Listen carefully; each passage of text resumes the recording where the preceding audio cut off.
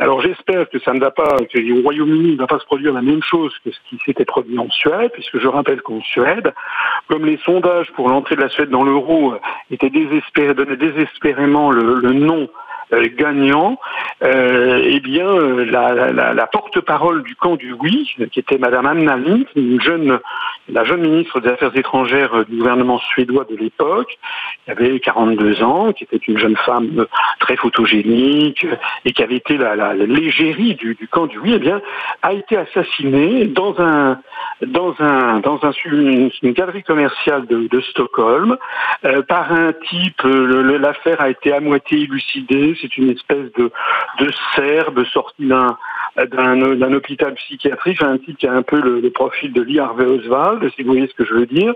Et elle a été donc assassinée 2 jours avant la tenue du référendum. Et au lieu d'arrêter le référendum et de le reporter, eh bien le gouvernement du Premier ministre, Monsieur Persson, qui à l'époque Premier ministre de la Suède, a maintenu le référendum.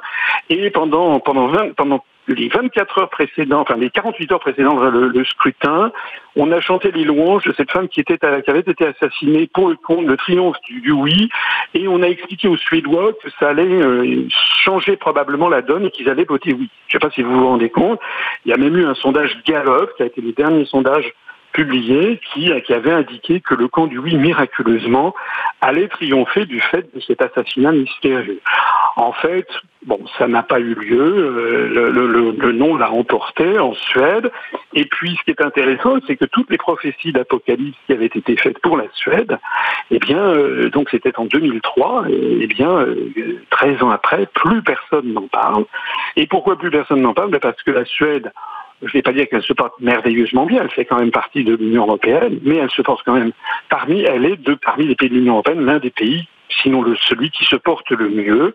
La couronne suédoise a tenu parfaitement la route, et les Suédois sont fiers d'avoir gardé leur monnaie nationale, et la banque de Suède, la Riksbank, peut avoir une politique monétaire un petit peu indépendante. Bon, ils veillent quand même, il n'y a pas de gros écart entre la couronne suédoise et l'euro, mais ils ont quand même repris leur politique monétaire. Voilà. Alors si tout ça pour dire, j'espère que le Brexit, il va pas y avoir je serai un des plus ardents partisans du camp du oui au Royaume-Uni. Je prendrai des gardes du corps, parce que vous comprenez, évidemment, s'il y avait un attentat ou s'il y avait quelque chose comme ça qui se passait au Royaume-Uni, les médias ils vous expliqueraient aussitôt, vous voyez, si on sort de l'Union européenne, ils feront un amalgame qui n'a aucun rapport entre, par exemple, le terrorisme et le risque d'attentat et puis la sortie du... Enfin, tout est possible, hein. On a affaire à vraiment quelque chose, parce que là on touche au dur. Si le Royaume-Uni sort de l'Union européenne, ça va inéluctablement avoir un effet de domino, parce que tout simplement, les peuples d'Europe vont regarder ce qui va se passer, et puis ils constateront que ça n'est pas l'apocalypse promise par les européistes. C'est une tragédie, c'est la réaction qui vient de nous parvenir à l'instant du Premier ministre britannique David Cameron. La parlementaire britannique Jo Cox est décédée des suites de ses blessures.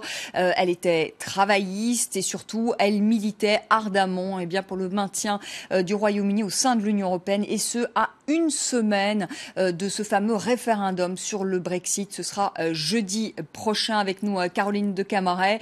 Caroline, tout d'abord, qui est Jo Cox, qui est décédée donc ce soir des suites de ses blessures? Alors c'est une toute jeune parlementaire, un mère de 2 enfants, qui a été élue à Westminster en 2015. Elle est travailliste, vous l'avez dit, et en effet on sait que en fait autant le leader travailliste Jeremy Corbyn, qui a d'ailleurs qualifié sa mort de meurtre, n'a pas vraiment fait véritablement campagne ardente sur cette question de la sortie ou non du Royaume-Uni, qui doit être tranchée dans une semaine normalement. Autant les députés de base ont véritablement fait campagne. Elle était près de sa permanence, en l'occurrence, quand l'incident est arrivé. Alors, on ne connaît pas exactement la nature de cet incident. Est-ce qu'elle a été prise dans une rixe? Est-ce qu'elle a affronté seule un homme armé? Et puis, on ne connaît pas surtout les motifs de cet homme, et certaines hypothèses circulent sur le le web, bien sûr, sur l'idée qu'il aurait un lien avec la campagne pro-Brexit, Britain First. Donc, évidemment, tout cela est à prendre avec beaucoup de précautions, hein, bien sûr. Est-ce qu'elle a été une victime d'un crime plutôt crapuleux ou d'un crime très politique? Alors, véritablement, cela va avoir un impact majeur sur cette campagne référendaire qui était dans sa toute dernière ligne droite. Alors, justement, les deux grands partis que sont les Tories et les travaillistes ont décidé ce soir de suspendre leur campagne. Quel impact ce meurtre peut-il avoir sur la campagne? Alors, le Premier ministre britannique David Cameron a tout de suite tweeté. Hein, ça a été la course au tweet hein, quand on a appris la nouvelle. Alors, David Cameron, on va regarder si l'on peut ce tweet de David Cameron. Il est vrai que la campagne est suspendue après la terrible attaque contre Joe Cox. Je n'irai pas au rassemblement de Gibraltar. Il était attendu justement à Gibraltar, au sud de l'Espagne, pour faire campagne là-bas, donc toujours pour que la Grande-Bretagne reste dans l'Union européenne. Vous savez que c'est une enclave britannique.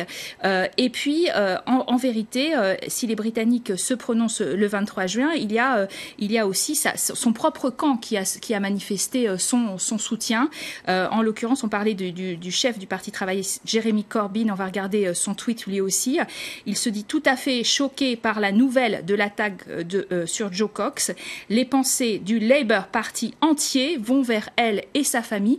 Et puis, évidemment, il y a l'autre camp, celui qui souhaite que l'on sorte, avec un certain Boris Johnson, ex-maire de Londres, qui dit « J'ai juste entendu la nouvelle horrible de l'attaque contre Joe Cox. Mes pensées sont avec elle et sa famille. » C'est-à-dire qu'on se renvoie, vous le voyez un petit peu politiquement, la balle. Tout le monde surenchérit sur cette idée qu'ils compatissent, bien sûr, mais on sent bien qu'il y aura probablement un impact réel. Est-ce qu'on peut organiser un référendum jeudi prochain dans de bonnes conditions, alors que peut-être les campagnes seront suspendues aujourd'hui, mais peut-être aussi au-delà s'il y a un enterrement et des obsèques nationales? Il y a toutes sortes de questions maintenant qui se posent, très concrètes, et puis aussi évidemment des questions d'ordre policière pour le Royaume-Uni. Alors, ces dernières informations qui nous parviennent, je vous les donne évidemment au compte-gouttes. D'après les médias britanniques, l'agresseur qui aurait été arrêté d'après les médias, a ouvert le feu sur l'élu travailliste, l'a ensuite poignardé dans des circonstances qui restent encore ce soir confuses. Ça s'est passé à Burstall, près de Leeds, qui est une localité de la circonscription de la députée travailliste. Selon un témoin qui est cité par l'agence de presse Association, Joe Cox, qui était âgé de 41 ans,